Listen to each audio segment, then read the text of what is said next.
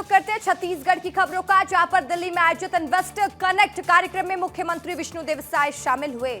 छत्तीसगढ़ में पहली बार DGP IGP conference होने वाली है और जिसके लिए प्रशासनिक अमले ने कमर कस ली है। सक्ती में आंगनबाड़ी की झकझोर कर रख देने वाली तस्वीरें सामने आई। तो बात सूरजपुर की करेंगे, जहां पर खाद्य और राजस्व विभाग का एक बड़ा एक्शन देखने को मिला है। कांकेर जिले के पखांजूर के पोस्ट मैट्रिक बालिका छात्रावास से छात्राओं की चौंका देने वाली शिकायतें सामने आई। फिर बात राजनांदगांव की होगी। राजनांदगांव में जिला खाद्य बीज निगम के गोदाम में भारी लापरवाही देखने को मिली है। कोंटा गांव में पीएम श्री स्कूल के बच्चे आज सड़क पर उतर आए हैं। देखिए छत्तीसगढ़ में क्या हुआ, आपके शहर में क्या हुआ, आपका रिपोर्टर बता रहा है। छत्तीसगढ़ के मुख्यमंत्री विष्णुदेव साय इन दिनों दिल्ली में हैं। आज दिल्ली में वो इन्वेस्टर कनेक्ट कार्यक्रम में भी शामिल हुए। स्टील, पर्यटन, इसके साथ ही कई उद्योग के उद्योगपतियों से मुख्यमंत्री विष्णुदेव साय की 1-to-1 चर्चा हुई है। दिल्ली में हुए इन्वेस्टर कनेक्ट कार्यक्रम में मुख्यमंत्री साय ने छत्तीसगढ़ सरकार की उद्योग नीति और निवेश संभावनाओं को लेकर बड़ा बयान दिया। सीएम ने कहा कि राज्य में निवेश के लिए बेहतरीन माहौल तैयार किया गया है और यही वजह है कि अब तक करीब 7.83 लाख करोड़ रुपए के निवेश प्रस्ताव मिले हैं। सीएम ने कहा कि छत्तीसगढ़ की उद्योग नीति सबसे अच्छी है। उन्होंने कहा कि बस्तर के विकास पर सरकार का फोकस लगातार बढ़ रहा है और मार्च 2026 तक नक्सलवाद समाप्त होने का लक्ष्य रखा गया है। बस्तर में कृषि, पशुपालन, पर्यटन और बुनियादी ढांचे के विकास को बड़े पैमाने पर आगे बढ़ाने की योजना लागू की जा रही है। छत्तीसगढ़ को उद्योग और टूरिज्म हब बनाने के लिए सरकार हर संभव प्रयास कर रही है। लगातार कई राज्यों में इन्वेस्टर कनेक्ट कार्यक्रम के माध्यम से यहां पर निवेश लाए जा रहे हैं। साथ ही साथ उद्योगपतियों को भी छत्तीसगढ़ आने का आमंत्रण दिया जा रहा है। छत्तीसगढ़ के गठन के बाद पहली बार डीजीआईजी कॉन्फ्रेंस छत्तीसगढ़ में होने जा रही है, जिसके लिए अब प्रशासनिक अमले ने अपनी कमर कस ली है और सुरक्षा व्यवस्था के कड़े इंतजाम किए जा रहे हैं। रायपुर में 28 नवंबर से होने जा रही डीजीपी आईजीपी कॉन्फ्रेंस को लेकर सुरक्षा व्यवस्था के कड़े इंतजाम किए जा रहे हैं। पीएम मोदी और गृह मंत्री अमित शाह एनएसए अजित डोभाल कॉन्फ्रेंस में शामिल होंगे। सुरक्षा व्यवस्था का जिम्मा एसपीजी ने संभाला है। सुरक्षा को देखते हुए प्रशासन भी पूरी तरह से अलर्ट मोड पर है। डीजीपी आईजीपी कॉन्फ्रेंस के लिए पीएम मोदी समेत सभी वीवीआईपी 28-29 नवंबर को रायपुर पहुंचेंगे। 27 नवंबर से एयरपोर्ट पे अफसरों और मेहमानों के स्वागत के लिए खास इंतजाम किए जाएंगे। ये कॉन्फ्रेंस आईआईएम रायपुर में होगी, जहां कई लेयर की सुरक्षा होगी। वीवीआईपी सुरक्षा के लिए शहर में कारकेड लगाए जाएंगे। अफसरों के लिए विशेष बस सेवा तैयार की जाएगी। डीजीआईजी कॉन्फ्रेंस हर साल एक बार होती है, जिसके लिए इस बार छत्तीसगढ़ में इसका आयोजन किया जा रहा है। इस कॉन्फ्रेंस में देश भर की जितनी भी कानून व्यवस्थाएं हैं उन पे चर्चाएं की जाएंगी। साथ ही साथ ड्रग्स और अलग चीजें जिससे कानून व्यवस्था को सुधारा जाए उन पे भी चर्चा होगी। मैं इस वक्त मौजूद हूँ सक्ती जिले के मोहतरा गांव में। यहाँ बच्चों का आंगनबाड़ी भवन 4 साल हो चुका, जर्जर हो चुका है, लेकिन बच्चों के लिए वैकल्पिक व्यवस्था अभी तक नहीं की गई। मैं आपको बताना चाहूँगा, तस्वीरों में आप देख सकते हैं। यह दृश्य किसी अस्थायी पंडाल का नहीं बल्कि आंगनबाड़ी केंद्र का है, जहाँ मासूमों को पढ़ना चाहिए, खेलना चाहिए, पोषण मिलना चाहिए। वहाँ 4 साल से चबूतरे पर साड़ी का पर्दा लगाकर पढ़ाई करवाई जा रही है। केंद्र की असली बिल्डिंग की हालत इतनी खतरनाक है कि अंदर जाना भी जोखिम भरा है। दीवारें टूट चुकी हैं, छत टपकती है, पूरे भवन पर खतरा का बोर्ड लगा है। नियमों के मुताबिक आंगनबाड़ी केंद्रों में सुरक्षित बिल्डिंग, साफ सफाई, शौचालय, पीने का पानी और बच्चों के लिए सुरक्षित माहौल अनिवार्य है। लेकिन मोहतरा की तस्वीरें इन नियमों को ठेंगा साफ दिखाती हैं। आंगनबाड़ी कार्यकर्ता भी मजबूर हैं। बच्चों का पोषण, शिक्षा, सब कुछ इसी खुले चबूतरे पर निर्भर है। 4 साल से साड़ी के पर्दे के सहारे संचालित यह आंगनबाड़ी यहाँ की वास्तविक स्थिति को साफ दर्शाती है कि बच्चे इस असुरक्षित माहौल में कितना सुरक्षित हैं। प्रदेश में धान खरीदी की शुरुआत हो चुकी है। ऐसे में अवैध धान भंडारण और बिचौलियों पर लगातार प्रशासन की कार्रवाई जारी है। जहां बात करें सूरजपुर जिले की, तो जिले के कलेक्टर एस जयवर्धन ने सख्त निर्देश दिया है कि इस बार धान की अवैध खरीदी पे पूर्णतः रोक लगाई जाएगी। सूरजपुर में खाद्य और राजस्व विभाग का बड़ा एक्शन देखने को मिला है। ये कार्रवाई अवैध धान के कारोबार पर हुई। टीम ने अलग अलग स्थानों पे दबिश दी। अवैध धान का भंडार करने वालों पर टीम ने शिकंजा कसा और 975 बोरी में रखा 390 कुंटल अवैध धान जब्त कर लिया है। खाद्य और राजस्व विभाग की संयुक्त कार्रवाई के बाद बिचौलियों में हड़कंप मच गया है। एक तरफ शासन जहां किसानों की धान खरीद रहा है, छत्तीसगढ़ में किसानों का सबसे बड़ा उत्सव मना रहा है, वहीं दूसरी ओर कुछ बिचौलिए किसानों के हक पर डाका डालने का काम कर रहे हैं। लेकिन प्रशासनिक अमला उन पर भी लगातार अपना शिकंजा कसता चला जा रहा है। जहां लगातार प्रशासन के द्वारा की जा रही कार्रवाई से बिचौलियों में हड़कंप मचा हुआ है, वहीं यह कार्रवाई धान खरीदी सीजन तक लगातार जारी रहेगी। कांकेर जिले के पखांजूर के पोस्ट मैट्रिक बालिका छात्रावास में छात्राओं की चौंकाने वाली शिकायतें सामने आई है। ये आरोप लगा रही है कि नए भवन बनने के बावजूद उन्हें मूलभूत सुविधाएं ही नसीब नहीं हो रही है।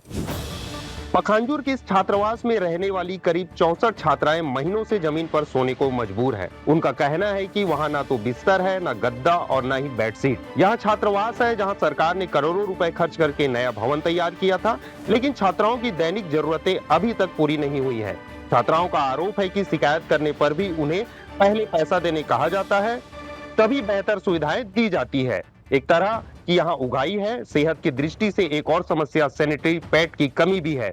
बहुत सी छात्राओं ने बताया कि उन्हें नियमित रूप से पैड नहीं मिलते हैं। सुरक्षा की बात करें तो छात्राओं का कहना है कि सीसीटीवी कैमरे तक नहीं लगे हैं। अधीक्षिका सिर्फ सप्ताह में 1-2 दिन ही छात्रावास में रुकती है, बाकी समय छात्राएं खुद ही असुरक्षित महसूस करती हैं। अब सवाल यह है कि विभाग और सरकार कब जागेंगे और जिला प्रशासन उनकी जिम्मेदारी का एहसास कब होगा। राजनांदगांव के जिला खाद एवं बीज निगम गोदाम में भारी लापरवाही देखने को मिल रही है। किसानों को पुराने खराब घुन लगे बीजों को नई पैकिंग में कर दिए जाने का मामला प्रकाश में आ रहा है। राजनांदगांव के खाद बीज निगम के गोदाम में किसानों को वितरण करने वाले बीज में कीड़े रेंगते दिखाई दिए। सैकड़ों बोरे में भरे बीजों में जगह जगह घुन और कीड़े दिखे। कई बोरे तो पहले से ही फटे हुए थे। इस बात की भनक जैसे ही कांग्रेस कमेटी के पदाधिकारियों को लगी, वे गोदाम पहुंचे, वहां का निरीक्षण किया और दंग रह गए, क्योंकि गोदाम में पुराने और कीड़े लगे सोयाबीन और दूसरी फसलों के बीजों को नई तारीख में डालकर पैक किया जा रहा था। उधर इस मामले में कलेक्टर जितेंद्र यादव ने कहा कि इस मामले में जिला स्तर पर जाँच की जाएगी और राज्य स्तरीय कार्य एजेंसियों को इसकी रिपोर्ट भेजी जाएगी। किसान कड़ी मेहनत करते हैं, फसल उगाते हैं और उससे ही अपने परिवार का भरण पोषण करते हैं। ऐसे में किसानों को सड़ा हुआ बीज देना कहीं न कहीं चिंता का विषय है। अब इस मामले पर जिम्मेदारों पर क्या कुछ कार्यवाही होती है, ये तो आने वाला वक्त ही बताएगा। दिलेश्वर देवांगन, विस्तार न्यूज। धमतरी में गांव के एक दंपत्ति ने ऐसा कार्य कर दिखाया है जिसकी गूंज आसपास गांव और स्कूलों में हो रही है। इस दंपत्ति ने पेड़ लगाबो तभी तो फल खाबो एक अभियान को अपने जीवन का संकल्प बनाकर चला रहा है।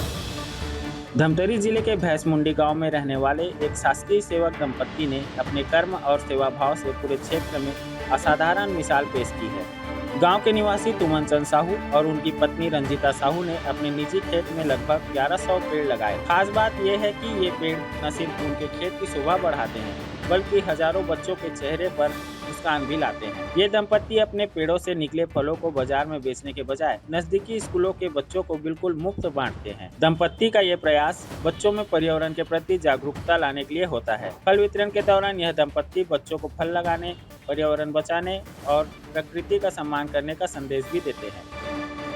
यह कहानी केवल 2 व्यक्तियों के समर्पण की नहीं, बल्कि एक संदेश है कि हर व्यक्ति एक पेड़ लगाए और बच्चों को फल खिलाए, ताकि एक समाज का हर कोना हरा भरा हो सके।